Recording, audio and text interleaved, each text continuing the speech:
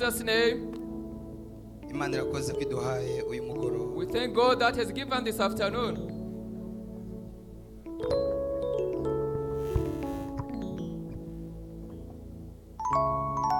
Haleluya. Hallelujah. Reka duhe icubahiro Imana data wa twese. Let us give glory Tugiriye to neza God. ku uyu mugoroba. It is Reka done duhaye uyu for us.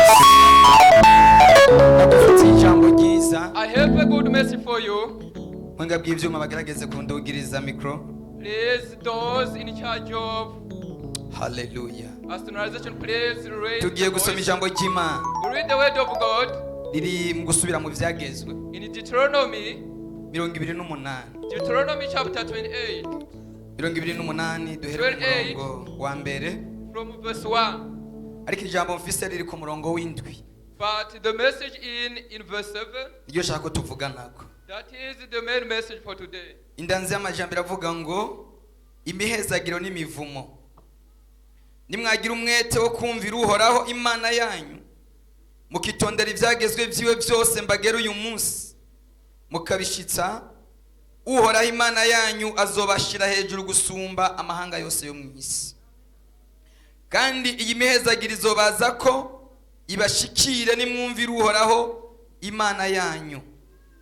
Muzogira umuhezagiro mu bisagara, muzowugira no mu matongo. Uruvyaro rwo mu nda zanyu ruzohezagirwa, bo n'imirima yo mu ndimiro zanyu, n'uruvyaro rw'amasho yanyu, inka zanyu zirondoke, bo n'imikuku yanyu. Mu bisimbo vyanyu hazoba umuhezagiro, bo no mu twato twanyu mucumbamwo. Muzogira umuhezagiro mu maja no mu mazi. Uhoraho azotuma abansi banyu babakuriye hasi batsindigwa imbere yanyu. Bazozanana inzira imwe babateye, babahunge baciye mu nzira indwi. Amen. Reka some.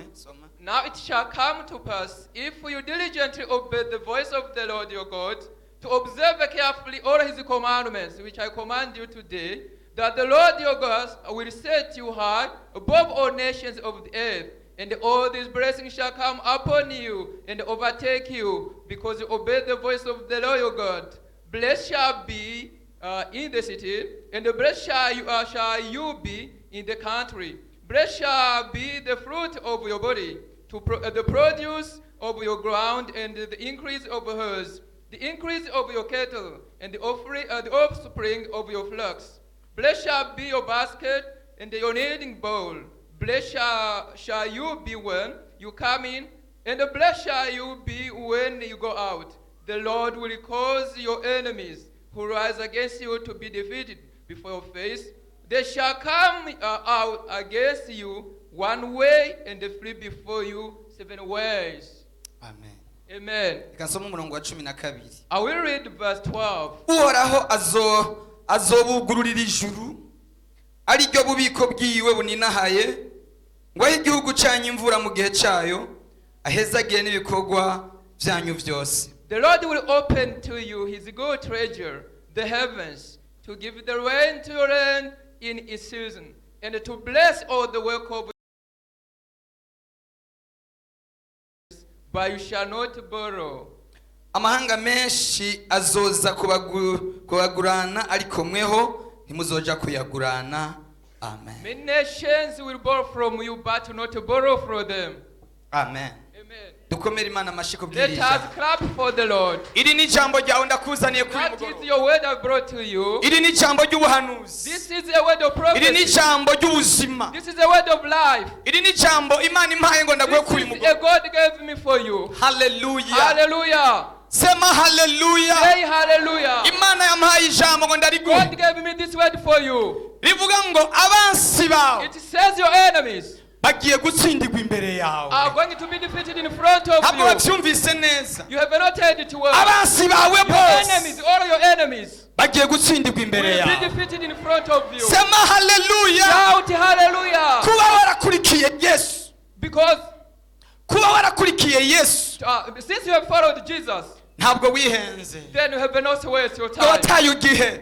You have not wasted your time. ntabwo wataye You umwanya. have not wasted your time. Sema haleluya. Shout hallelujah. Imana yambwiye ngo ndakubwire God told me to tell you, abansi ufise your enemies bagiye gutsindirwa imbere are yawe going to ubira. be defeated in front of you. Haleluya. Hallelujah. namba twarakurikiye Imana If we have followed God, ntabwo twari twarabuze ibindi bintu byo gukora. there were other things that we could do. Haleluya. Hallelujah. nimba twarakurikiye Yesu If we have followed Jesus, hari ahantu yatuvanye, there is a place where we took us from. hari ibintu yadukuyemo, There are things which he took us from. hari ibyo twari dufashe, There are things we were doing before. ariko aravuga ngo ibyo birekure, Then he said, please leave the things. nzoguhezagira, I will bless you. nzobana nawe. I will be with you. nawe urumvira Imana, And you obeyed. ugenda utazi yuje. You did not know where you're going. Haleluya. Hallelujah. reka mvuge iki kintu. I'm going to say this thing iyo tubonye umwungere wacu, with our reverend pastor.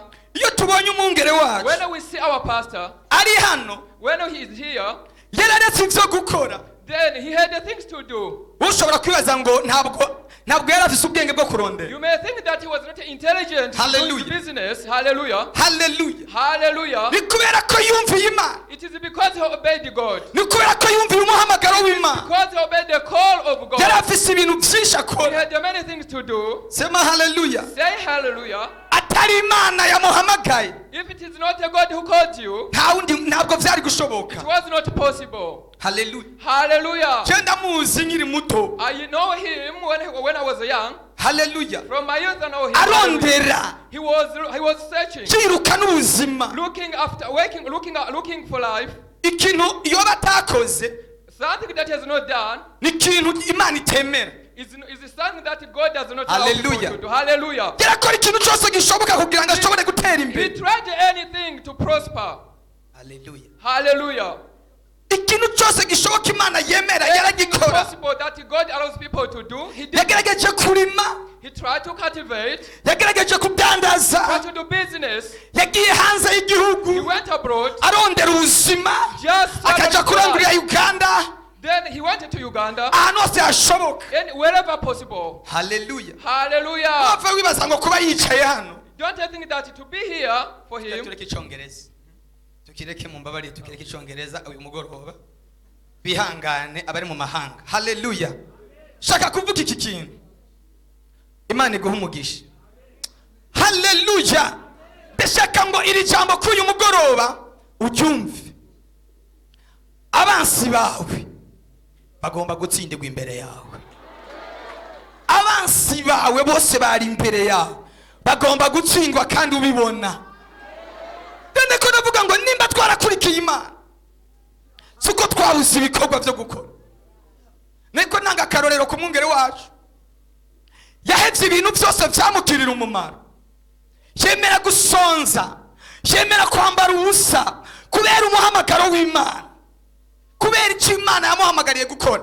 wowe ufise icyo Imana yaguhamagariye gukora, naho wowe uri kuracishwa mu bintu bikomeye, niwihangane. ejo ibintu bigiye guhinduka. abagusuzuguye n'abagutesha agaciro bagiye kumenya yuko wakurikiye Imana ifadika, ikora ibintu bifadika. Haleluya. ndabizi neza iyo umuntu Imana imuhamagaye, rimwe na rimwe aragerageza kwigwanira. Haleluya. aragerageza kwigwanira. Haleluya. jewe reka ndababwire, ndabashimire nahe gatoya. je ndibuka igihe twakora iki gikorwa, igihe twatangura uyu murimo, twaba ahantu habi cyane, kandi umubyeyi wacu, umwungere wacu yasize urupangu tujya kuba mu kantu kameze nk'itimbi ry'imfuku. yasize urupangu rwiza rwugaye. nimwave mwibaza ngo nimba yakurikiye Imana ngo ni kubera ko yari yabuze ibyo gukora, ni kubera wari umugambi w'Imana, ni kubera ari Imana. nayo ahandi ho kubw'ibifadika ntabwo yari umukene. nimwave bibaza ngo yari umukene, yari abuze icyo gukora. nawe ko wakurikiye Imana si kubera bwari ubukene, ariko ni kubera umuhamagaro w'Imana. Imana yaguhamagaye kugira ngo ugendane nayo. ariko abantu bitiranya ibintu, ariko abantu babona umuntu ariko arapfumbagara akorera Imana bakibaza ko yataye igihe. oya, ni kubera ijwi ry'Imana. Haleluya. Sema haleluya. sema haleluya. Abahamagawe n'Imana nk'uko yabigabiye, ndavuze ngo abansi banyu bagiye gutsindwa mu biraba. Sema haleluya, haleluya. Umunsi umwe mwongere yigeze kuza kumbwira, avuga ati jewe ndagiye gukora igikorwa cy'Imana, Imana yampamagariye. Hari ku mugoroba nka 6h asanga duhurira ahantu twicara ahantu kwibuye, ariko arambwira ntangura kwiyumvira ko nza amashengero kugira ngo atangure. Ubu ufise abazungu abavuye muri Swede, twe twakoreye mu mashengero y'abapantekote yavuye muri Swede, wakamubaza none iryo shengero rivuye he, avuga ngo rivuye mu mutima w'Imana. Bizogenda gute? Ariko yari afise ikintu yavuganye n'Imana. Iyo umuntu afise ikintu yavuganye n'Imana, aba afise confidence muri we, aba afise icyizere muri we, aba ati naho noca mu mwonga w'igitutu cy'urupfu, Imana izoba iri kumwe nanje. Sema haleluya. Wewe wahamagawe nk'uko Imana yabigabiye. Ndabizi bazokugwanya, ndabizi bazokuvuga nabi, ndabizi bazokwita amazina, ariko ntabwo bashobora kuhagarika icyo Imana yavuze ku buzima bwawe. Ndagutangarije, uyu murimo turimo wavuye mu mutima w'Imana. Ikikorwa turimo cyavuye mu mutima w'Imana, ntabwo cyavuye mu mutima w'umwana w'umuntu, ariko cyavuye mu mutima w'Imana. Haleluya. Ikintu cyavuye mu mutima w'Imana, Imana iragihagararira. Nimba ari Imana yaguhamagaye, nimba ari Imana yagutoranije, bazokuvuga nabi, bazokugwanya, bazokwita yandi mazina, bazokwita ibyo utari, ariko reka ndakubwira, nimba Yesu baramusuzuguje bakamwita izina ritari ryo, bakamwita ko akorana n'abadayimoni, nabo bazokwita izina, bazovuga ko wavangiwe, wagiye mu budumbi. Reka ndakubwira, ihangane, ugiye kubona bakuvuze nabi bikubita imbere yawe, bavuga ngo Imana bakurikiye ni Imana yo kwizigirwa, ni Imana y'ukuri, ni Imana yo kwizerwa. Sema haleluya. Hari umuntu ndiko ndabwira, bamaze igihe bagusuzugura, bakwereka ko Imana yawe atakimaze, yuko Imana wakurikiye atari y'ukuri. Ariko ndakubwira, haleluya, Imana yawe ni y'ukuri, no kubikora izobikora. Nawe ubara umenga biteye ubwoba, no kubikora izobikora. Sema haleluya, sema haleluya. Abarepantanso sema haleluya. Ntabwo umva, reka ndababwire, ntabwo twakurikiye ubwije, twakurikiye Imana y'ukuri, twakurikiye Imana y'ukuri. Sema haleluya. Rimwe nari arambwira kugeza nka 4 y'ijoro, ntavyumva ngo ati bishoboka, ariko nafashe igihe cyo gusenga Imana, ndabaza Imana, ndavuga Imana, ibi bintu nibyo tuzohava tumara amahara. Imana irambwira ngo genda ntimuzomara amahara, ahubwo amahanga yose azomenya ko ari jewe nabahamagaye. Reka ndababwire, amahanga yose agiye kumenya ko ariyo yaduhamagaye. Abarepantanse, Imana igiye kumenya, amahanga yose agiye gusobanukirwa Imana yaduhamagaye iyo ariyo. Uyu munsi ntabwo barabimenya, ntabwo barabimenya, ariko Imana yambwiye ngo ndakubwire ngo abansi bawe bagiye gutsindirwa imbere yawe, bagiye guhindikiranira imbere yawe ubibona. Ndavuze ngo abansi bawe, abadayimoni bakugwanya, abagukuriye hasi, abakuvuga nabi, abakwita amazina, bagiye guhindikiranira imbere yawe. Uzomenya ko waje muri repentance, ishengero ry'ukuri, waje mu ishengero ry'ukuri. Haleluya, sema haleluya. Nagenda kubwira ngo hariho amadini, ariko hariho n'ishengero. Bibiliya ivuga ngo ishengero nyacyo, haleluya, haleluya, ishengero ry'ukuri. Icyambere ni ishengero ryatura ko Yesu ari umwami n'umukiza. Ikigira kabiri, ishengero ryigisha uguhindukira, umuntu akava muri kahise, akava mu byakera, akava mu byaha, akaja mu ijuru. Ukazobona ishengero iryo ari ryo ryose rikwereka inzira ija mu ijuru, uzovuge ngo iri ni ishengero ry'ukuri. Kuko abavuga ngo mwami bose siko bose ari abana b'Imana, ariko ishengero rikwereka inzira ija mu ijuru, iryo shengero uzoryume ko ni ishengero ry'Imana. Wakurikiye Yesu baguseka, bagutwenga bavuga ko atacu ukurikiye, nagenda kubwire bagiye kumenya yuko wakurikiye Imana y'amasezerano. Haleluya, sema haleluya. Mana yambwiye ngo abansi bawe bazokugwanya bazananye mu nzira imwe, ariko bazohunga baciye mu nzira indwi. Ni ukuvuga ngo mu yandi majambo ntawe uzojana n'uwundi mu guhunga. Abansi bawe bose baguhagurukiye, umwe wese agiye guca mu nzira yiwe, ahunga adasezeye mugenzi we.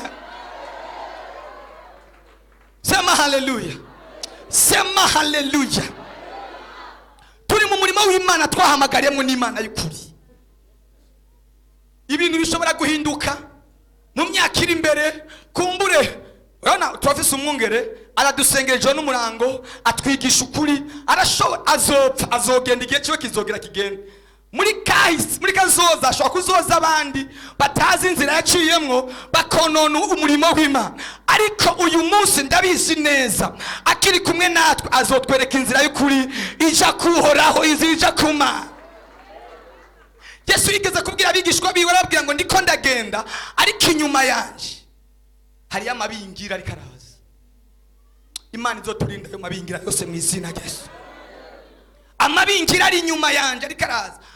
Ariko Yesu yabwiye Petero amubwira ngo naho ngiye kugenda, wewe nagusengeye, wewe nagusabiye ku Mana kugira ngo ukwizera kwawe niguhere. Abantu bari ngaha muri repentance, ndagomba ngo Yesu kuyu mugoroba abavuganira imbere y'Imana, naho muzoba mugeze mu bihe bikomeye, naho azoba haje amabingira ameze gute, muze muhagarare nk'abana b'ukuri. Nimwabyumvise neza, yamubyumvise mwamuteye haleluya. Amabingira ni yaza uyu mugoroba. Yesu hejuru y'izina ryawe avuge ngo uyu namusengeye, nahazocamwo mu mwonga w'igitutu c'urupfu, nzoba ndi kumwe nawe. Sinzokwemera kwamva mu maboko, nzomuzigama, nzomurinda kugeza no kuri ya mpwemu ya nyuma, kagahumeko ka nyuma ariko aracika. Abari muri kino kibanza, randevu tuze duhurire imbere y'Imana, tuze duhurire imbere ya Yesu ata numwe avujemwo. Namba wizeye ibyo ndiko ndavuga, tera haleluya. Umva iri jambo ryakire nk'ubuhanuzi. Abansi bawe bagiye gucanamo. Umva bagiye guhindukana ubwabo. Bibiliya irambwira ngo Yehoshafati agiye ku rugamba.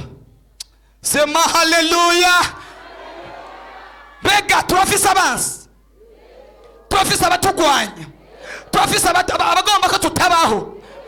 Biravuga ngo Imana yabwiye Yehoshafati ngo shira abaririmba imbere, baririmbira Imana, bavuge babanze bavuge mu ndimi bahimbaze. Abansi babo ndazi ingene nza kubagira, kandi Imana ntabwo yari yababwiye ingene nza kubica abansi babo. Akabwiye ngo shira imbere uguhimbaza. Muhimbaze Imana. Duhejeje guhimbaza Imana, nagenda babwire ngo ibidukoze bikoze ku mutima w'Imana. Sema haleluya, sema haleluya. Yehoshafati ngo agiye imbere, ashira imbere abaririmbyi ngo batangura guhimbaza, batangura kuramya Imana, batangura guhimbaza Imana. Bibiliya iravuga ngo abansi bari baje kubatera. Muri ako kanya umwe wese atangura kubona mugenzi we ko ari umwansi wiwe. Ndavuze ngo inama ziriko zirakogwa mu ijoro we utabona. Abansi bariko barazipanga, bahindukirana ubwabo. Sema haleluya. Uburozi bariko baragutega, baba aribo babunwa ubwabo mu izina rya Yesu. Imitego bariko baragutega, baba aribo bayigwamwe mu izina rya Yesu. Namuvyizeye fasha utere haleluya. Abansi bawe imitego bariko baratega mu ijuru ngo yigwemwo ku murango, bo barimo bayigwamwo butaraca mu izina rya Yesu. Sema haleluya, sema haleluya. Namba turiko turatera inamba ko tuje imbere, nuko dufise uriko aradusunika, nuko dufise uriko aradusuguma. Sema haleluya. Tumutunga amaboko, Imana imuhezagire cyane. Sema haleluya. imana imuheza. Reka narababwiye twebwe ntidushobora guhezagirwa umutwe utarahezagirwa. Imana imuzamure imuduze ku rundi rugezo kugira ngo natwe dushobore kuzamuka. Bibiliya yavuga ngo amavuta ahera hejuru agatemba ajya hasi. Tuzogendera muri vewiti gute atarayigenderamo? Ntabwo bishoboka. Ategetswe kubanza akagendera muri vewiti hanyuma natwe tugakurikira mu izina rya Yesu. Umva, ntabwo ushobora kubihakana, ntabwo wabihakana n'ibyoba, kuko iyo abivuze niyo kwizegwa, niyo kwizigirwa izobikora. Fasha utere haleluya. Umva, twirinde kwibagirwa iyo twavuye. Imana itugirire neza. Kuwa gatanu nababwiye ngo habaye umuntu umwe, ndababwira aka gakuru namwe, twoye kwibagira iyo twavuye. Imana idufashe cyane.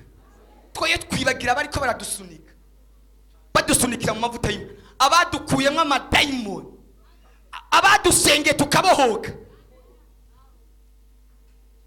Uze witonde cyane. Imana idufashe cyane. Uze witonde cyane.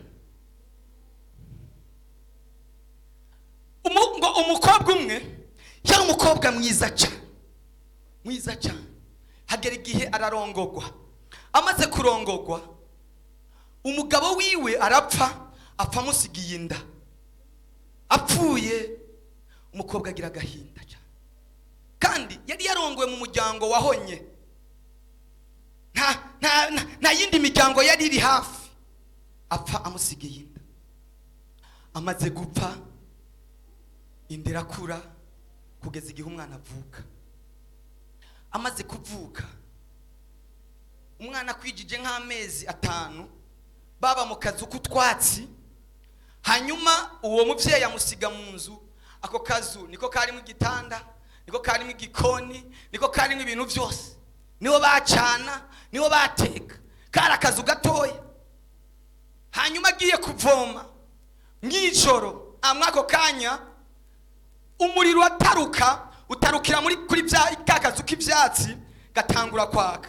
Kandi yari yasize yugaye kuko nta muntu yari kumusigira. Kakazu gatangura kwaka. Gatangiye kwaka, ageze hafi y'urugo baza biruka aramubwira ati kabaye umwana yamaze gusha. Byarangiye. Ariko abona agaparti yamusizemwo ntikarashikirwa n'umuriro. Ariko mu nzira hose mu muryango n'umuriro nawe ashobora kuronkana aca. Aravuga ngo uyu niwe nsigaranye wenyine. Niwe mwana wanje, niwe data, niwe mugabo wanje, niwe byose. Ngiye nemere guheba amagara. Nisanga ari muzima ndamukurayo. Ninapfa mfe dupfane kuko kubaho naco bikimariye kuba kuri inosi. Ngo yita muri uyo muriro asanga neza haho kakana kari karyamye, umuriro nturahashika. Haleluya. Ubutabazi bwa Yesu bugiye kugusanga aho nyene waruzi yuko birangiriye, aho nyene waruzi yuko biheze. Imande n'imande utangatanzwe. Namba wizeye ko Yesu akiri agitabara, fasha utere haleluya. Baca mugwako. Haleluya. Aca mugwako. Amucana muri wa muriro. Arababaturika. Amaso arasha, isura yose iragenda. Mugabo aravuga ngo akakana kanje niko nsigaranye konyine. Sema haleluya. Erega Yesu yemeye gutakaza akaranga, yemeye gutakaza ishusho, aratugumbira. Aravuga ngo uyu niko rubyaro nkene niko nsigaranye. Yesu yakuguye ko wari ugiye gupfa byari biheze. Sema haleluya. Abumva yuko batabawe bari bagiye gupfa bamfashe batere haleluya. Muzamuri amaboko n'umwami w'abami. Sema haleluya. Muri ako kanya amukurayo, amushikana hanze. Umwana atana karabako kamukozeko. Erega arinzwe nana karabagu kazogukorako. Yesu muri kumwe muri ico kibazo. Sema haleluya. iyo abanye na Shadraka na Meshake na Abedunego muri ryatanuye cy'umuriro ngo bavuyeyo atana karabago atanu kunuka umwotsi bari bazi kugiye kuvayo unuka bagiye gutangara bakubonye uvuye umota bagiye gutangara bakubonye uvuye namba wizeye Yesu tela haleluya. Yesu yatanze ikiguzi ku bwawe kugira ngo wowe wicaye hano hari watanze ikiguzi. Hari Yesu yatanze ikiguzi ku buzima bwawe. Ako kana niko ndababwira nitwagirirwa neza. Imana yabwiye Abisirayeli irababwira ngo nimwashika muri ico gihugu mukajya mu gahaka muze mwirinde kwibagirwa. Muze mwirinde kwibagirwa. Sema haleluya. Sema haleluya. Muze mwibuke iyo mwavu. Muze mwibuke ababazamuye. Muze mwibuke ababasengeye. Muze mwibuke abemeye kwicwa n'inzara kugira ngo mubeho. Sema haleluya. Uyo muvyeyi ngo atakaza ishusho. Uwo mwana arakura. Nyina wiwe amaso yarahiye. Amatwi yarahiye. Isura yose yarahiye. Umwana arakura. Umuvyeyi aheba amagara akirirwa guca ingero akirirwa kwitanga mu buryo bwose kugira ngo umwana abeho. Umwana kwijije imyaka yo kuja kwishure amwigisha bigoranye. Haleluya. Haleluya. Umwana arakura aheza primaire aheza secondaire aheza kaminuza ahejeje amashuri aja kudepoza bamuha gutwara ikigo aba directeur general w'ahantu kandi akiri umusore arakomera ava ruguru aza kuba mu gisagara. Mama wiwe wa wundi umwe yemera gupfa kubwiwe agatakaza isura kubwiwe kandi igihe kinagera babwire atarasha baraza kumuresha kugira ngo bamutware avuga ati nshobora uyu mwana wanje ashobora kuzobaho nabi hamwe noja mu rugo yo havabaho nabi reka nemere mbeho nabi ariko azakomera azashika imbere. Sema haleluya. Sema haleluya. Shaze kubivugira iki umwungere wacu yicwa n'inzatwe tugahaga. Imana data imuhezagire akiri kuri inosi akiriho abone umusaruro w'ibyo yakoze abone umusaruro w'amasengesho yasenze. Sema haleluya. Umwana amaze gukura agera kubaka hageze ko yubaka arashima. Uwo mwana yarambabaje cyane. Hageze yuko agira urugo bamubajije mama wiwe acaca kuraba uwundi mu mama mwiza agendera mu modoka nziza bakorana aravuga ati mama atagira isura atagira ishusho je no muzana muri aba bantu sinshobora kumuza. Acaragenda azana uwundi muvyeyi mwiza ngaho yahaze abayeho neza aba ngwino muvyeyi wawe. Umwana umuvyeyi yari hari ya ruguru ku gasozi yumva makuru yibigiye kuba ntiyigeze amubwira ikintu na kimwe ntiyigeze amwereka n'ahantu haba aravuga ngo ndagiye agenda arabaza kugeza ashitse aha baradodo baramugururira baramubaza ati wowe uruwaye upfuye he wewe uje gusaba ibyo tuguha ibyo urya aravuga ati oya nyene uru rugo n'umuhungu wawe. Wewe ko tutigeze tukubona iki gihe cyose nuko kuntu umeze. Aravuga ati nimumbabarire basi ugenda muri abantu mushanduke gato ariko mumubaze. Aravuga ati tubonye umuntu aje atubwiye ko ari mama wawe ariko mama wawe mwe watwereka si waje. Imana tugirire neza. Bamushira ahantu mu gikoni hariya bashira amasahani tirindira tumubwire. Mama we wamubonye bati mama aramubwira ati waje kumarama kubera kutarindira urubanza ruhere uzoza urubanza ruheze. Umwana aramubwira ati umuvyeyi aramubwira ati mwana mbabarira ubu urubanza bwaca ruba hari nko kwa gatanu aramubwiye ati mama bakuganira hariya inyuma uzovayo tuzovugana urubanza ruheze.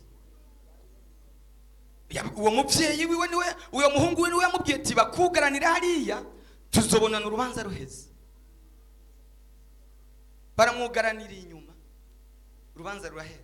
Urubanza ruheze uwo mubyeyi arahamagara wa muhungu aramubwira ati mwana warakoze ibyo wankoreye ariko nagomba ndagusezera, nagomba nduhuge nsubire nagiye. Aca aragenda afata agafoto yifotoje rero akabitse akiri inkumi afise nk'imyaka 16 agifise isura nziza, arayimuzanira aramubwira ati mwana uyu muntu woba umuzi? Aramubwira ati uwo muntu nawe nzi nje nibaza yuko ari mu miryango y'iwacu yoba yarapfuye kera ntagihari.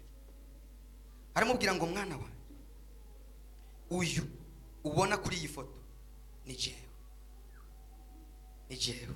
Ate wewe kudasa, wewe uri ku ifoto ko atari wewe usa n'uyundi ko ndaraba. Aramubwira ngo mwana wanje ukwijije nk'amezi 5 inzu twabamwe yarahiye, nari nagiye kuvoma ndagusiga mu nzu, ngaruka nsanga inzu yose yahiye kubera ko nari ndagufise wenyene. Ndavuga ngo kubera yuko ugifise kazoza kejo reka ndakujyameko kumbura uzonyibuka jewe ndiko ndagenda ntawe ukimitamo ntawe ukinshima, niwe amara gukomera uzongerera neza. Iyo shusho ukujewe meze niko wewe uba umeze, ariko nemeye kuja mu gishingo cyawe. Mbere hari n'igihe uba warapfuye, ariko jewe nemeye kuba guca kugira ngo wewe ugire isura nziza, kugira ngo wewe ugire ubuzima. Wewe si wewe uburiho, wewe waragiye kera ariko nemeye gupfa ku bwawe. Haleluya.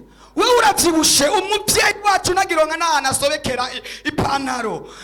Iyo mubiri ufise niwe bawufise kugira ngo ugire ubuzima, uze wirinde kwibagira uwagukuye mu kinogo, uwakudugije akagusengera akakwita umuntu. Haleluya. Uze wirinde kwibagira umuntu yakugiriye neza, uze wirinde kuvuga nabi umuntu yakuvuze neza, uze wirinde kuvuga nabi uwakudugije ku yindi ngazi. Imana ikugirira neza cyane. Umwana arababara cyane ukuntu yamusuzuguye, avuga ati ibintu nzobisubiramo gute, nzohamagara abantu ndabisubiremo gute. Umuvyeyi arasubira inyuma araduga, akigenda umuhungu yahitiye asara, ahita aba umusazi, aradeprima, yibutse ibintu yakoze. Abantu bose wagiriye neza hama bakakugirira nabi, ndakubwije ukuri nibazobaho. Imana data wa twese izomenya ingene bagenza. Nimba warabagiriye neza bakakugirira nabi, Imana data izobagwanya byanga byakunda. Yahitiye asara hinduka umusazi mwibarabara. Kubera iki? Yasuzuguye utari wo gusuzugurwa. Umuntu wese yagusunitse muri urugendo uzumwibuke. Nimba Imana yarakugiriye neza uze wirinde kuyibagira. Haleluya. Imana yambwiye ngo ndakubwire ngo wowe uri hano hafise abansi, ngo ari kicecekere, humura tuza, igiye kubagwanya, igiye kubahagurukira, igiye wewe gusicecekere, shira amavi hasi upfuka musenge. Ugiye kubona abansi bawe batatana, ugiye kubona abansi bawe bacanamwo. Hari inama bagiye gukora zitume bacanamwo. Nabuvyizeye tela haleluya. Imana data hari ikintu igiye gukora hejuru y'abansi bawe. Natanze akarorero ku mwungere wacu, ni uko nari no kugatanga no ku wundi. Sema haleluya. Umuntu wese yakugwanije si wowe uzomugwanya, ariko ni Imana igiye kumuhagurukira. Narimvuze ngo ni Imana igiye kumuhagurukira, kandi uyu mugoroba ugiye kubimenya ko ari Imana iri kirabivuga. Ugiye kubimenya ko ari Imana iri kirabivuga, kuko igiye kubikura mu majambo ibishire mu bikorwa. Igiye kugwanya abansi baumva mu yandi majambo, ugiye kubarondera ubabure aho bahora, nuzosubira kubabona ukundi. Izoshiraho impamvu yose abo bansi bakuva imbere mu izina rya Yesu. Namuvyize yaguruka utele haleluya. Mbonye abantu Yesu abagirira neza, mbonye abamama Yesu abatabara, abakobwa Yesu abagirira neza. Sema haleluya. hari abantu bari hano, hari abakobwa bari hano baba bararongowe kera, ariko haza abantu mu ibanga bakuvuga nabi, ibyawe bigenda bipfa kubera abantu bagenda bakuvuga nabi. Uba warubatse nk'abandi, umva abo bose Imana igiye kuba gukura imbere, ugiye gushumbushwa n'Imana. Imana igiye kugushumbusha, Imana igiye kugukorera ikintu cyo kugushumbusha. Haleluya. Sema haleluya. Sema haleluya. Ntabwo twakurikiye Imana kubera kubura ibyo dukora. Sema haleluya.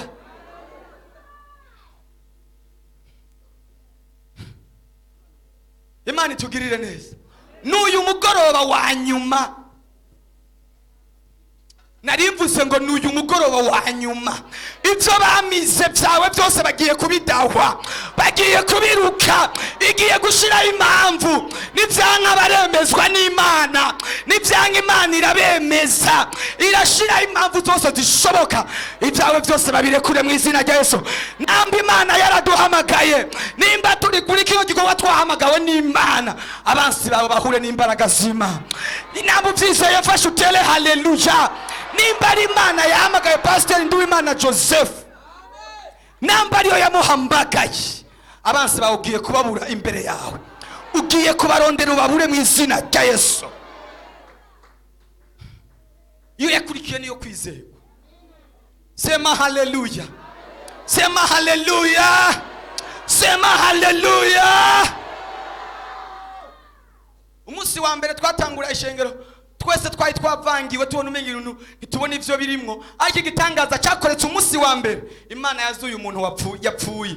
Turavuga ngo ibi bintu nta mwana w'umuntu yobikora, kiretse umuntu yapfuye iramuzura abamuzima. Nawe ubuzima bwawe bwapfuye bugiye kuzukira muri repentance mu izina Yesu. Ibitekerezo byawe byapfuye, imigambi yawe yapfuye, gahunda zawe zapfuye, mu rugo rwawe byarapfuye, bigiye kuzukira muri iki gicaniro cya repentance. Ko uyu mugoroba nyene n'Imana igiye kubikora, igiye gucanisha mwabansi bawe. Byizere utere haleluya. Abansi bawe bose nibacanemwo, abansi bawe bose nibacanemwo. Izotuma abansi bawe baguteye batanye mu nzira imwe, bahunge baciye mu nzira indwi. Haleluya. Haleluya. Ndagutangarije ijambo rivuga ngo hejuru y'ibyo ubona hariho imbaraga z'Imana, hari ukuboko kw'Imana, hari ukuboko kw'Imana, hari ugukora kw'Imana. Mungere kwa gatanu natwigisha ijambo rivuga ngo ikiganza c'Imana cyangwa ukuboko kw'Imana kugiye kugaragara ku bantu b'Imana. Bibiliya ivuga ngo ukuboko kw'Imana kwarigeze gucomokeye umugabo yitwa Belteshaza, yari yahangaye Imana y'amasezerano, kuracomoka kurandika. Ndavuze ngo uyu mugoroba ukuboko kw'Imana gucomoke, kwandike ijambo rya nyuma hejuru y'abo bansi bawe. Bibiliya ivuga ngo Imana ibwira Belteshaza, iramubwira ngo wangwanije igihe kirekire, wankojeje isoni igihe kirekire imbere y'abantu, nagupimye sanga ntukwiye, imyaka yawe ishize ku iherezo, ubwami bwawe bushizwe ku iherezo. Nanjye ndatangarije iyo ngorane yawe, ngo ibone ikiganza c'Imana candika. Candikira abo bansi bawe, candikira ugweta abo bansi bawe, candikira ugweta abo bantu bafashe ibyawe, abo bantu bafashe akazi kawe, abo bantu bafashe urugo rwawe, abo bantu bafashe abana bawe, abantu bafashe famiye yawe. Ikiganza c'Imana candiki. Sema haleluya. Sema haleluya. Ukuboko kw'ijuru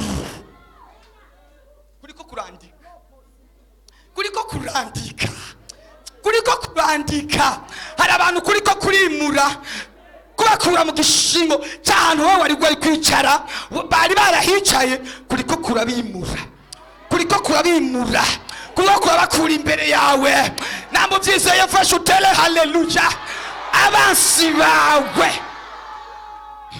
babandi bakuroza igihe kirekire, bakagutega imitego bakagukindira kijoro n'umurango, bakakubuza gusinzira, bakakubuza amahoro. Irabandikiye urwandiko rivuga ngo mwamugwanije igihe kinini, igihe cyanyu cyageze. Nambo byizeye ko ari ibyawe, tera haleluya. Nambo byizeye ko ari ibyawe, tera haleluya. Umwansi wawe agiye gutsindirwa imbere yawe.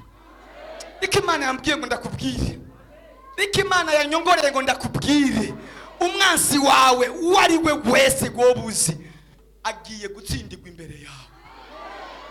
Igiye kumutsinda kumugaragara izuba riva. Mana we, ko ari ijambo ry'ubuhanuzi mugabo abantu kamenga ntibariko bararyakira. Iri ni ijambo cyawe, niba byizera uzobibonesha amaso. Abana bawe bari barabazingazingiye ahantu hameze nko mu muzingi badashobora kurengana. Uyo muzingi Imana irawupasuye, iryo rembo Imana irayipasuye. Sema haleluya, sema haleluya. So ni imbaraga z'Imana zo kubikora, ntabwo ari imbaraga z'umuntu uzobikora. Haleluya, haleluya. Bibiliya iravuga ngo umwami Farawo ku munota wa nyuma abonye ibintu bikomeye yaravuze ngo rekora aba bantu. Uru ni urutoki rw'Imana, uru ni urutoki rw'Imana. Ndavuze ngo urutoki rw'Imana, urutoki rw'Imana rukorege tangaza kubakuboheye ibyawe, kubakugwanije, kubagutetereje. Ni ijambo ry'ubuhanuzi namba ryawe ryakire mu izina rya Yesu Kristo. Ni ijambo ry'ubuvugishwa ryakire mu izina rya Yesu. Sema haleluya. Bari bazi yuko ugiye kumaramara, barajya hehe ko Imana ibikoze kandi baraba, barakwigwa hehe ko Imana igutabaye babiraba, barajya kwande ko Imana igutabaye babibona, barajya he, barakwigwa he. Sinibuka yuko ari kuwa gatatu cyangwa kuwa gatanu nababwiye ngo amaso y'ibikere ntabwo abuza abavomyi kuvoma. Ugiye kuvoma babiraba, ugiye kwakira ibyawe babiraba, ugiye kwakira amasezerano yawe babiraba, ugiye kwakira urugo rwawe babiraba, ugiye kwakira umuryango wawe babiraba, ugiye kugera kure babiraba, bafyura amaso. Bibiliya irambwira ngo abana ba Isirayeli bacomotse ngo nta numwe, imbwa zagwangwariye zarabitegereza gusa zikavuga ati bareke bagenda abana b'Imana. Murabizi imbwa zigenda mu ijoro, zariko ziragenda zihunahuna ziza zibabona. Imbwa zigereranywa n'abadayimoni, imbwa zigereranywa n'abadayimoni, zigereranywa n'abansi b'Imana. Ngo barabitegereza izifunga kanwa. Ndavuze ngo Imana akanwa k'abansi bawe gashone mu izina rya Yesu, igashone baceceke. Ndavuze ngo Imana uyu mugoroba ishira ko ceceka, ceceka rengane n'umwana w'Imana, ceceka rengane uyu n'umuheburayo, ceceka rengane uyu watoranijwe n'Imana, ceceka uyu n'umusabyi w'Imana. Haleluya. Irugara iminwa yawe. Ndavuze ngo abahora bakuvuga bakarengana bakakuvuga bakaca bavuga, warengana bakavuga, uyu munsi izokora ikintu gituma baceceka. Urengane bose bafunga umunwa. Sema haleluya. Abavuze ngo twarakuzingiriye ahantu mu icupa ntuzopfurongowe, bazobona ubazaniye invitation, bazabona ubazaniye ubutumire, ubwo buze bubacecekeshe mu izina rya Yesu Kristo. Abavuze amajambo bakavuga ya nari bazabona ucomotse. Babwiye ati ni jewe mwavuze nabi, ni jewe mwasuzuguje, mwavuze ko ataco nzopfa nimariye, mwavuze ko ataho nzopfa ngeze, mwavuze ko atagweza ko nzopfa mpezagiwe. Bazobona bacomokeye mu izina rya Yesu. Sema haleluya, sema haleluya. Abanse kukunguruza n'ikinga uzubunguruze n'imodoka wewe mu izina rya Yesu. Uzuhagarara babwire Imana niyo imodoka nzoshira ko fime. nzoyishira ko filme kugira ngo ndabashikiriye kuko ntabwo bazobamenye nce banza manura kayo munaenda wapi panda kuko nzoshira ko filme imbere n'inyuma kugira ngo ninabashika namuvyiza yete jewe ubwanje ntibazompagarika ni jewe nzihagarika.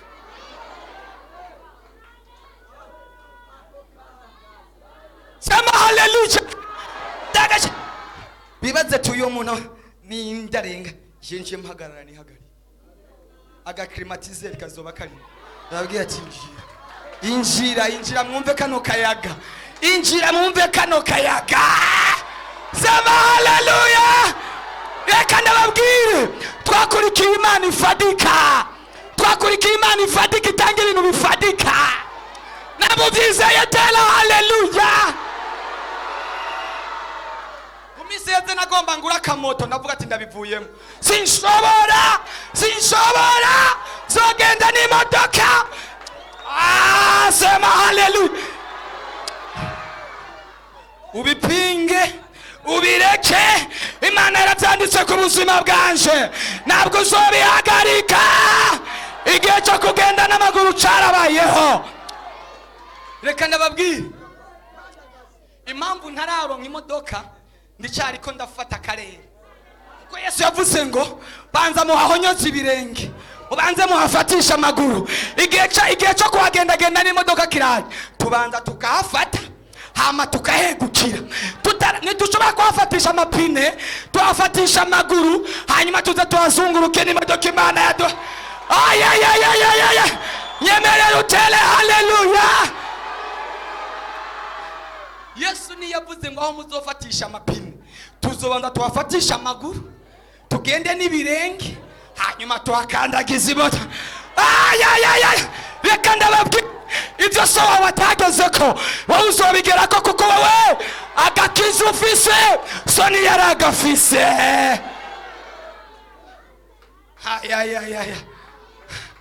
Bwana sifiwe sana. Bagiye kumaramara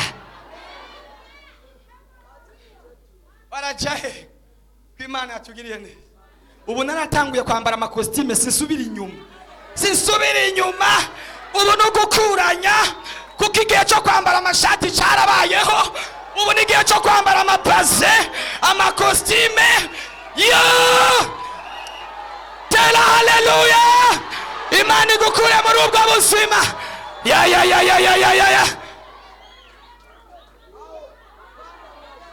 Ubipinge ubigira ntabyo usubiza inyuma kuko igihe nambara amashati atabaguritse atari kuri sirimezire. Hari igihe nigeze kwambara ishati ukibaza ko nayikuriwe n'umuntu w'ibiro 10 na 50 80.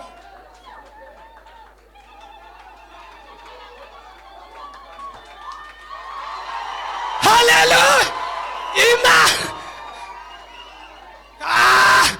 Iyo binkoreye nawe bigukorera mu izina rya Yesu. Iyo ngiriye neza nawe kugiriye neza mu izina rya Yesu.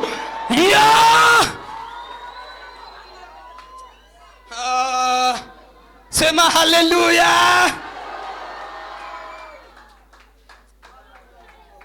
Gihe cyo kwambara ibirato byatobotse cyararenga cyaraheze. Urabigwanya urabishira hehe kw'Imana yangiri. Umva ubuso ubutumwa bwo kwishima no kuvuga gukomera kw'Imana.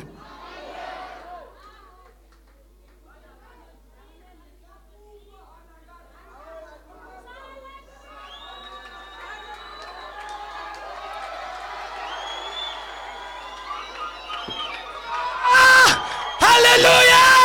Abarepentance mugiye gukomera, abana b'Imana mugiye gukomera. Sema haleluya.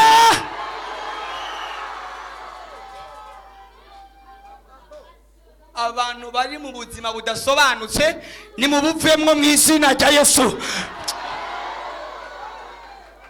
Ndagutangarije ko uyu mugoroba bagiye kukuraba bakuyoberwe, kuko wakurikiye Imana y'amahoro, wakurikiye Imana y'amasezerano. Sema haleluya. Musi umwe nja kuraba mwungere arambwira ati tugende gukorera Imana izoduheza. Ati je ngi nta n'ikirato mfise. Acama ikirato ciwe cyari cyaraheze tigenda ushireko agataro, ushireko itaro agataro, hanyuma Imana izotwambika ibirato. Navara kiato cha 150,000 kwa jina la Yesu. Arambwira ngo tugende Imana izotwambika. Tuje gukorera Imana izotwambika. Dukorera Imana yambika. Twigeze kwambara ubusa, none uyu munsi turambaye. Imana tubabwira ni Imana ivuga ibintu ikabikora.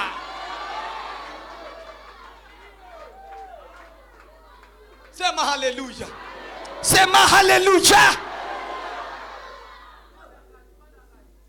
Hari igihe podium yari imeza, intebe. Ibihe birahinduka dukoresha akameza. Chaque dimanche mu gitondo nagenda ndakikorera. Tugiye mu mashuri nagenda nikorera akameza. Imana ikambwira ngo uri kuraca wikoreye imeza, umunsi umuzo waca wikoreye amasezerano yasohoye. Mumfashe dutele haleluya. Ndatangarisha aba repentance. Ngo Imana ibahezagize ibifatika mu izina rya Yesu. Ibahezagize ibigaragara mu izina rya Yesu. Ibakure mu gasuzuguro mu izina rya Yesu. Ibakure mu buzima bwo gusegereza mu izina rya Yesu Kristo.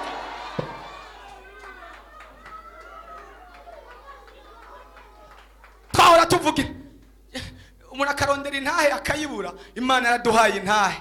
Nawe aho uri kuraca Imana ireke yaguha intahe. Ejo uzoba uri kurafasha abandi, uzoba uri kurabwira abandi. Sema haleluya. Dukorera Imana ihemba.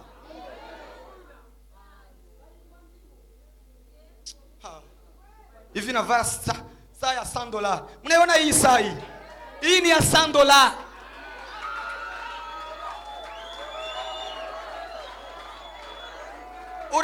Urabigwanya urabisubiza inyuma ko ari Imana yabiza. Natangarije aba repentance mwazo muri buzima bwo kwizungurukako. Imana ibagirire neza, Imana ibahezagire, Imana ibaduze ku yandi mavuta, Imana ibaduze mu rundi rugezo, Imana ibahezagire mu izina rya Yesu.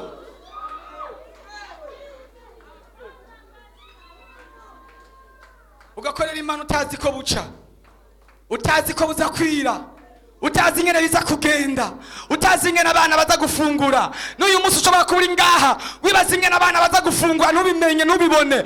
Iyo dukorera niyo kwizigirwa igucira kanzu mu izina rya Yesu. Naho wo burara ejo uzohaga wihangana, ejo uzogaburirwa wihangana, ejo Imana izogutabara wihangana. Fasha mutele haleluya.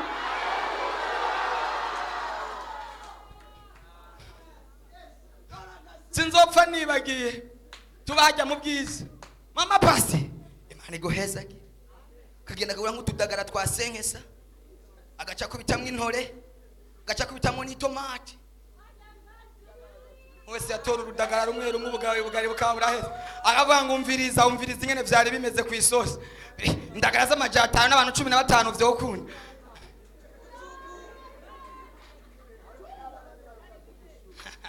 Chobi na batani indagara zasengeza. Abamama Imana uzuje ufungure wongera ufungure warigeze gusonza. Biko nababwira n'ukuri. Chuku ya twaheza kujya ko kagari tukajyama kwishitingi buka. Wowe uraceza we. Sema haleluya. Namwe bazango no kwiyemera ngo ni izana Imana yayigenda ikura abantu. Musumwe twahajya mu bwiza mu ngara ngo tugende gusengera abantu. Turamanuka hajya kuri nuze hajya kuri permanence. Nibaza ati tugiye gufata bisi. Turamanuka tugeze permanence mbona rakasi. Nabazi bisi turayifatira kwa Kivuye hajya wagibe. Mbona tugeze kwa Kivuye. Mbona turarenganye tugeze kuri Kotebu. Niturafata bisi. Mbona tugeze muri Sokaritiye. Ndavuga ati Mana atara kandi igihugu turagifashe. Tudafise n'amafaranga 500 ya bisi. zunguruka turasengera abantu. Imana iguhezagire sha kwambika amakositime menshi mu izina rya Yesu. Va muri Sokariti duga hariya kwa Pasiteri Adele, niturafata bisi turiko turafata igihugu tukagaruka no muhira. Musi umwe mwongere sinabikigiye umwaka menga aravye gusengera abantu mu Ngagara mu ijoro, bamufatira kimbugita ngaho onya n'amaguru aho munahanga. Uvuye gusengera abantu saa sita y'ijoro amaba sana utazanye turaheze naga telefone baraca. Yari uwo yari ko araca muri wa muriro, muravyumva, yari karasha kugira ngo uzuboneke. Mumfashe tuzamura icubahiro c'umwami Yesu. Sema haleluya. Uribaza we ngo wavuye ahantu horoshe. Umunsi umwe nambiye ngo tugomba ngo dusengere igisagara cyose ca Bujumbura. Abada tuzogisengera gute ngo turakizunguruka cyose. Na modoka n'amaguru ariko sha wowe uravyina. Zunguruka Bujumbura yose ukayizunguruka. Ariko abantu bakwita umusazi uri kurakorera Imana batazi ivyo urimo.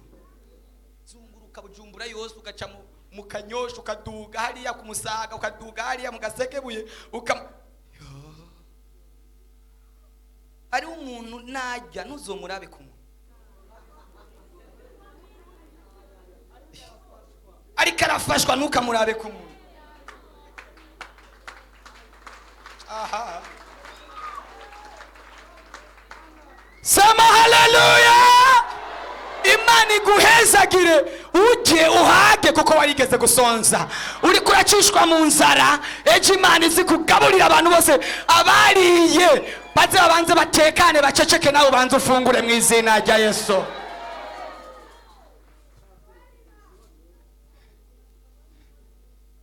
Haleluya. Haleluya. Haleluya. Sema haleluya.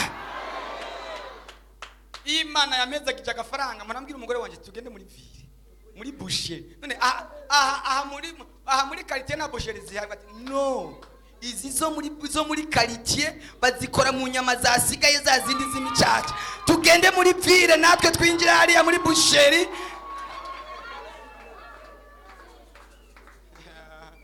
ugena bakahariya muri nuze muri busheri Charcuterie Nouvelle.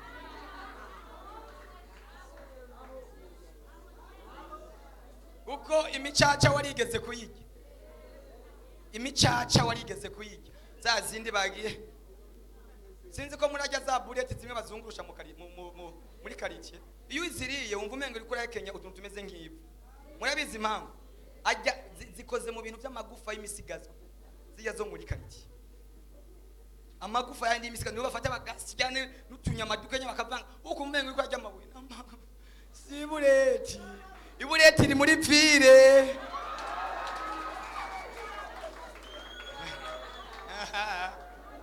Yezo se narazumvira iki?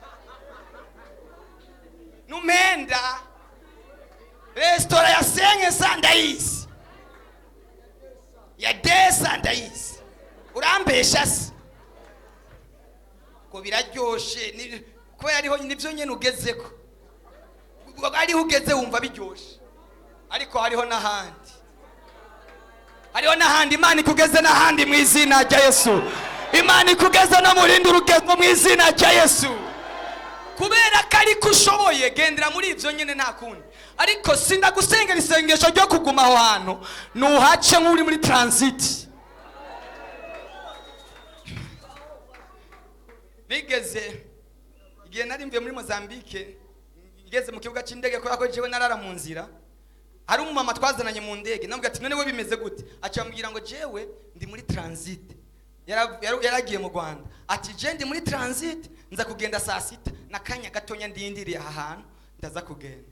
Hari abantu bari ahantu bameze nko muri transit bararindiriye akanya gatoya gusa Imana igiye kuvuza ifirimbi ya nyuma Imana igiye kuvuza sifre ya nyuma abantu bari wewe ihangano byihanganire ariko nahantu ho kurindirira gusa sahantu ho kuguma. aha cyagihe duse twaba dufata kakaji kitwa joriji tukakavanga akantu waguze ijana ukagashyira mu maritiro abiri ntiwashobora kwiyumvira ko hariho iyindi ji bita gute ji tropicale ntiwarubizi iyo ni wava sengeza ngo ngiye ndafise ijana akaba yakanyishije yagiye ahantu bafise frigo mu babanyi agakanyisha ikanete y'amazi kuneti. Haleluya. Ntabwo ushobora kwibaza ko hari ahandi hantu hariho ji tropical. Imana ikuvane kuri kakaji ko kudriwa ikujane hahandi ugwe. Mama pastor aciye avyibuka aciye aza kubibira iryo jambo. Imana ikudu numva nezerewe kuri uyu mugoroba kuko abarepantansi Imana iriko irabibuka, Imana iriko irabagirira neza, Imana iriko irabatuza mu yandi mavuta. Sema haleluya. Tuvuga ibintu bifadika nivyo singaza ngo nakabizwa ko banagoboroye mu mufuko duhejeje kurya kagari ataha rero ndaguha wumvirize wica umuzimu kuri wewe ushonje Imana ikugaburire mu izina rya Yesu. Wewe utagira ico kwambara Imana ikwambike mu izina rya Yesu. Nyatera haleluya. Wewe utagira umuntu yo kuvuganira Imana ikuvuganire mu izina rya Yesu. Jewe dusenge Jamvye Rukundo Inosa umundi muhungu yitwa Felix yitwa Munyamurenge twarara kwishitingi mu nzu mu cyumba abana ba Merveille bandi bose bagaca basasakana abani matera ari akantu kagatapi kaheze niko basasa muri saro bagaca bafata intebe imwe bakayishira hajya iyindi ngaha iyindi hano bagaca bashaka agasegetera cyaba karoti byiza by'ijuru. Natwe tujyanye hariya kwishitingi mu masahani.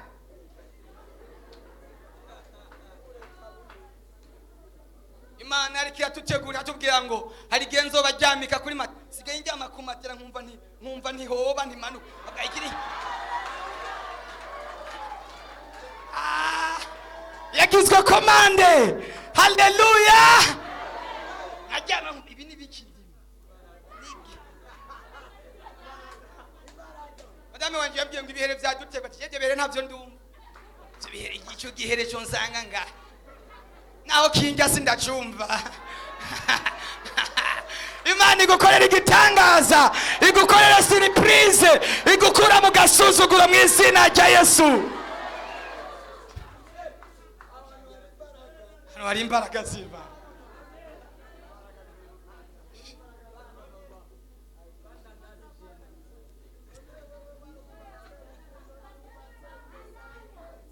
Bose bari mu ngo zabo abavyeyi bazokomera nibarakomera bazokomera kuko mutima wabo uragutse cyane. Ibaze ikiro kimwe cy'umuceri kigajya abantu 15 bona cheza na maisha kandi nene yafise uburenganzira bwo kuvuga ati umwe wese naji wawe twinezererewe dushime Imana.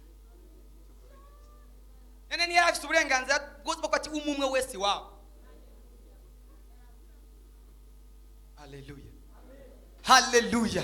Ariko kugira ngo Imana igihe kimwe izomugaburire kamushiramo umutima w'udoko twese twarasohotse turi mu ngo zacu musigeni cyane kuri diva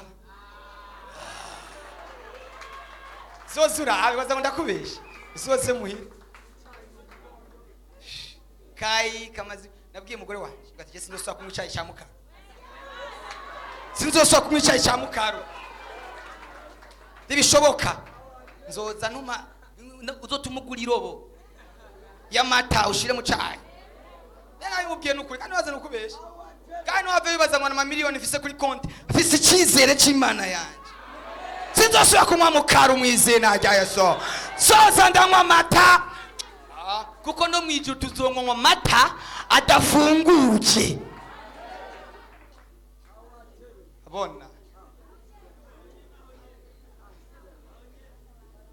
Imana ihemba iyo wakoreye iguhembe mu izina rya Yesu.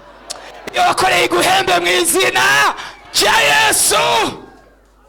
Urara amajoro imibi ikujya usenga usubira ukibaza ngo bigiye guherera. Ndakurahiye data wa twese wo mu ijuru ugiye kubona gukura kagasuzuguro. Ibi turiko turabamwo ni intango yo kuramukwa n'ibise by'ibyiza biriko birasa. Sema haleluya. Sema haleluya. Sema haleluya. Mwungere yatubwiye yuko ishengero rya repentance tegereza kugira indege. None ni ryagira indege azoba kigendera muri iriya. Zogenda muri ya yindi hari imodoka itumva ikinogo. Ugeze mu kinogo ica yiduza yonyine. Haleluya. Ntashobora guhezagirwa unatwe tureke guhezagirwa. Umveke kandi babwira iki kintu. Ukazobona urongowe n'umukene nawe uzokomeza kuba umukene. Ukazobona ugize umwungeri Imana ikamuzamura witege kuzamuka nawe. Witege kuzamuka. Yambara neza niyo mpamvu natwe twambara neza. Atarambara neza tuzoguma twambaye ibintu bidashoboka. Haleluya, haleluya. Sema haleluya. Angalia kwa miguu. Haleluya. Ibi bigeze kugenda n'ibirenge. Barati. Kwa jina la Yesu. Iyo mwemu ntigasubire kuza inyuma yawe mu izina rya Yesu. Ndatangarije mwemu y'ubukene bikuva inyuma mu izina rya Yesu. Uhezagirwe. Ibi bintu byo kuba mu rushengero rw'ivumbi biriko birarangira. Biriko birarangira. Twe mu rushengero rwiza. Urimo amaklimatizer impande zose. Nababwiye kwa gatatu utamenya ko imvura yaguye, utamenya ko izuba ryatse. Cyo giye kiraje. Sema haleluya. Miseze nagiye kwinjirira gusengera hajya muri Bomberge. Mbonye ugo rushengero. Nibuka urushengero bahora basengeramo ke datanga. Imana igiye kuduha urushengero rw'akarorero muri iki gisagara cyawe cyo. Tugiye kuva muri iri vumbi mu izina cya Yesu. Icyo no gusabira n'igiki. Wowe gusurindira uceceke wiyicarira utuzi. Ugiye kubona ibyiza by'Imana. Ugiye kubona ibyiza by'Imana. Sema haleluya. Sema haleluya. Abakiriye ibyiza by'Imana mutale haleluya. Abakiriye umugisha w'Imana mutale haleluya.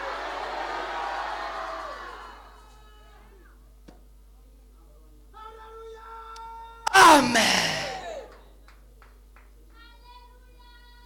Amen. Amen. Umisiri imbere tuzo dufise radio ya repentance, televiziyo ya repentance. Televiziyo yo yarabayeho none singiye kamera sindi kuri kamera. Ne televiziyo ni. Amen. Amen. Imana iguhezagire. Narimvuze ngo Imana iguhezagire. Narimvuze ngo Imana iguhezagire. Hari abantu bakuraba no busu kumeza bakagusuzugura bakibaza ko atacu uzopfupfuyemo. Ndakurahiye Imana ya repentance uzoyibona bizomenyekana yuko ari ukuri, bizomenyekana ko ari yaguhamagaye, bizomenyekana ko yadukuye de bar, bizomenyekana bigiye kumenyekana wacugwaye iyo ngwara yawe ugiye kurondera uyibure kuko warageze mu bitaro, warageze muri hopitale. Sema haleluya. Vyarananiranye hirya no hino, aha ni mu bitaro, aha ni mu bitaro, indwara zose zirahunga zikagenda. Tugiye gusenga Imana, tugiye guhamagara Imana. Narivuze ngo tugiye guhamagara Imana dukureka agasuzuguro twasuzuguwe. Abansi bose badusuzuguye, abadayimoni badusuzuguye, Satani yadusuzuguje. Imana igiye kugatembagaza. Reka nababwire, Imana irambwiye ngo repentance igeze kuri Gilugali. Gilugali bisobanurwa ngo ahantu agasuzuguro katembagarijwe. Niko bisobanura. N'ahantu agasuzuguro katembagarijwe, nico Gilugali isobanura. Aba repentance tugeze kuri Gilugali, tugeze ku musozi witwa Gilugali. Agasuzuguro twose twasuzuguwe kagiye gutembagara mu izina rya Yesu. Bibiliya iravuga ngo Abisirayeli bahageze niho bashize etat major, niho bashize etat major, niho bashitse ikambi ya mbere ikomeye muri Isirayeli. Natwe tugiye kubaka ahantu, none tugiye kubakwa yarubatswe ahantu ni muri etat major. Iyo umuntu ageze muri etat major abarinzwe n'ijuru, abarinzwe mu buryo bwose. Hari nagana babwire ngo Imana yashize amashari de komba impande n'impande y'abarepentance. Wewe wisinziriye amashari de komba aguma azenguruka, we wisinziririye kuko uri kuri Gilugali, ahantu agasuzuguro katembagarijwe. Ndavuze ngo kuri uyu mugoroba abarepentance mwese agasuzuguro mwasuzuguwe gatembagazwe mu izina rya Yesu. Isozereye kuri iri jambo rivuga ngo Goliyati yari imbere yawe, agiye kugwa yubamye aho kugwa inyuma, agiye kugwa imbere yawe yubamye. Nibuye rimwe gusa ryitwa kwizera, iryo tugiye kurizunguza turimo kubite, agiye kugwa yunamye. Uwo mwansi, iyo ngwara, ubwo bukene, uko kutarongorwa, uko kutarongora bitembagare mu izina rya Yesu. Haguruka dusenge iminota mikeya, umwanya uragiye. Umuntu wese araba ikintu cyose kiri imbere yiwe kimeze nka Goliyati, agitegekere kigwa imbere yiwe mu izina rya Yesu. Ari wabyumvise? Tera haleluya. Uyo mwansi wawe papa atembagare, ubiraba, abiriduke ubirabisha amaso yawe. Abansi bawe aho bahora bari, aho bari barashize amakambi, hagiye kuja amakambi y'abana b'Imana. Uwari yaraguteza iminsi, wari yarakwandikiye iminsi ngo bigiye guhera, ubuzima bwawe bugiye guhera, agiye kukubona muri 2022, akubone muri 2023, akubone muri 2024, 2025, kugeza muri 2030, kugeza igihe cyawe Imana yashinze kigeze. Ni uzosezera uvuga ngo bye, misiyo yanjye ndayirangije, igikorwa cyanjye ndakirangije, icyo Imana yamamagariye gukora ndagihejeje. Ndumva mfashijwe kuko abarepentance tugiye gushininga, tugiye kwaka, tugiye guhindurirwa ishusho, tugiye guhindurirwa haleluya, tugiye gusigwa yandi mavuta mashasha. Abahora baturaba batangare, bavuge ngo uyu ninde, uzubabwire ngo ni jewe, ijuru ryaranyibutse. Imana ibagirire neza cyane. Tugiye gusenga Imana. Iyo umuntu ari mu kigeragezo, hari igihe idodomba, hari igihe avuga nabi, hari imbere yo gusaba Imana, imbere yuko dusaba Imana ngo isenyagure bya bindi byose, zangwara zose, umwanya wa deliverance ugiye kuza, ubanza ubwira Imana ngo Mana mbabarire. Tugiye gusenga, akoze Imana agiye kudufasha dusenga Imana. Tugiye gukubita umuzimu, imwemu mbi, abadayimoni, ingwara. Tugiye kubohoza ubuzima bwacu bwose mu izina. Ninda byizeye ngo azamura amaboko atele haleluya. Fasha dutele haleluya. Tugiye gusenga, ndumva imbaraga z'Imana, ndumva amavuta y'Imana yo gukiya no gutabagwa. Ibyakuboshe byose ugiye kubirondera ubibure muri aka kanyanye. Birarangiye, bishizwe ku iherezo. Ibindi bizoza bizaba bifise iyindi shusho, ariko ibi warubona birarangiye mu izina rya Yesu. narimvuze ngo birarangiye mu izina rya Yesu Kristo. Bigiye kumenyekana ugiye kuronka yandi maresulta mashasha akubwira ngo iyo ngwara nayo tukibona, nayo tubona. Reka dusenge. Holy abasha, ndumva imbaraga ziriko ziragendagenda, ndumva ubwiza bw'Imana buriko buragendagenda, ndumva ubushobozi bw'ijuru buriko buragendagenda. Hari ikintu kigiye gukoreka muri aka kanya, hari agasuzuguro kagiye gutembagara muri aka kanya. Abasenzi gusa babe hafi y'abantu, abakozi b'Imana babe hafi y'abantu. Tugiye guhamagara umuriro tutari bwigere tubona muri aka kagoroba. Bigiye kumenyekana yuko muri repentance hari Imana. Ndabikubwiye, barabikubariye ko hari Imana, wowe ugiye kubibona ubwawe. Ntabwo wabyumvise, wowe ugiye kubyivugire, uvuge ngo nabyiboneye yuko hariho Imana. Kuko ugiye kubona abantu bari baboshwe bahohoka, abantu bari mu migozi bayivamwo, abantu bari mu gasuzuguro bakavamwo. Mu gitondo nta ntahe zabayeho, ariko dimanche hazoba intahe zikomeye. Mu gitondo uzobona intahe zidasanzwe zabo Yesu yagiriye neza. Tugiye gusenga Imana.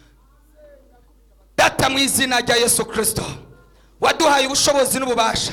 Banza usenge usaba imbabazi Imana ku kintu cyose Imana ikugayako. Ubanza ubwira Imana ngo Mana mbabarira. Ndashaka kumva amasengesho y'urufwaya, amasengesho menshi cyane, amasengesho y'umuriro. Ndashaka kumva umuntu wese ariko arasenga, usenge mu buryo utahora usenga, uturire mu buryo utahora uturira, upomore mu buryo utahora upomora, usenyagure mu buryo utahora usenyagura, ndashaka kumva abantu bariko barasenga Imana, kuko ndabonye ubushobozi bw'Imana bumanuka, ndabonye imbaraga z'Imana zimanuka, ndabonye abadayimoni bava mu bantu, ndabonye imizimu irekura abantu. Abadayimoni bariko barekura abantu muri aka kagoroba. Ribo sheketa ya baba baba raba baba baba baba riya baba shakata ya baba. Senga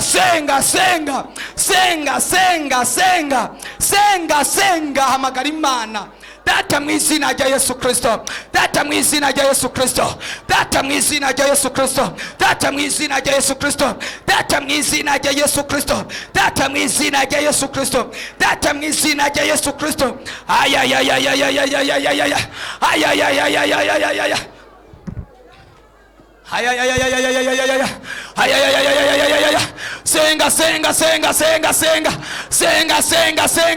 Senga. Hari ikintu Imana iri kirambwira igiye gukora muri aka kanya. Hari ikintu Imana iri kirambwira igiye gukora muri aka kanya. Hari ikintu Imana iri kiranyongorera. Mu izina rya Yesu, mu izina rya Yesu, mu izina rya Yesu, mu izina rya Yesu, mu izina rya Yesu, mu izina rya Yesu, mu izina rya Yesu, mu izina rya Yesu. Jesus. Ria baba ri boshekete ria baba shando rikosi de la fa moto. Senga. Zamura amaboko yawe usenga Imana. Ndiko ndumva ubushobozi, ndiko ndumva imbaraga, ndiko ndumva amavuta, ndiko ndumva gusigwa. Chile bobo sheketaya rando zego de la fa ria baba moto.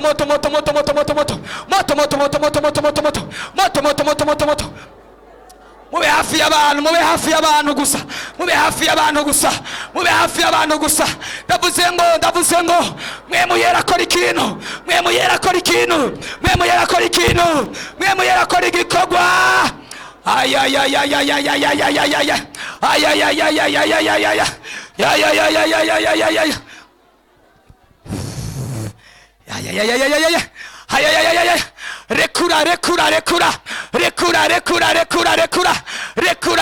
Rekura. Senga musengera umuntu. Ibyo wumva mu nda bigiye kuvayo, ibyo wumva mu mugongo bigiye kukuvamwo, ibyo wumva mu gakaraza bigiye kukuvamwo. Ibyo wari ugiye kubidahwa, ibyo bagutamitse.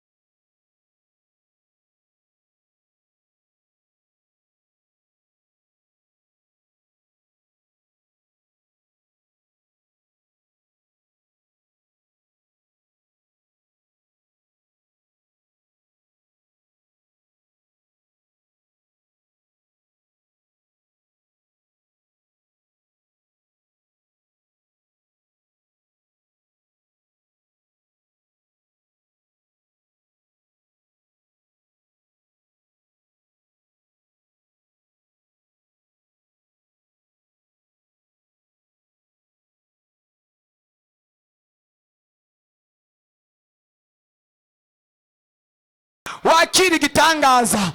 There is power in the name of Jesus.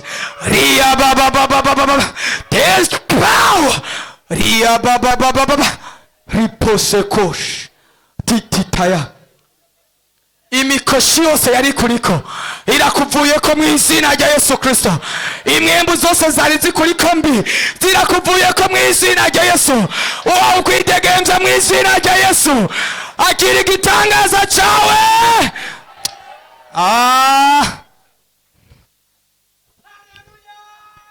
Amen. Tera hallelujah. Teri indi hallelujah. Hallelujah. Ababaji gitangaza chimana. Hallelujah. Oh. Abansi bawe batsinzwe mu izina rya Yesu. Narimbuze ngo abadayimoni batsinzwe mu izina rya Yesu. Abarozi batsinzwe mu izina rya Yesu. Imwemu mbi zatsinzwe mu izina rya Yesu. Imana ibagire neza. Dukomere Imana amashi menshi n'impundu. Komera Imana amashi menshi n'impundu nyinshi cyane. Ayo mashi ntabwo akwiye. Ayo mashi ntabwo akwiye. Izo mpundu ntabwo zikwiye. Tera hallelujah. Shima Yesu. Oh. Amen. Urabohotse mu buryo bw'ivyari bikuboshe bitagaragara. Hari n'ibindi bintu bigiye kugaragara, bigiye kuboneka. Byawe byari byarazimanganye, byawe byari byaraboshwe, ibyawe bitari bihari bigiye kuza mu izina rya Yesu. Nabo byizeye. Tera hallelujah. Vuga ngo ndabyakiriye. Vuga ngo ndabyakiriye. Ndabyakiriye. Tugiye gutera haleluya indwi duce duheza. Avuga ngo 1 2 3 haleluya. Ijya kabiri. Ijya gatatu. Ijya kane. Ijya gatanu. Ijya gatandatu.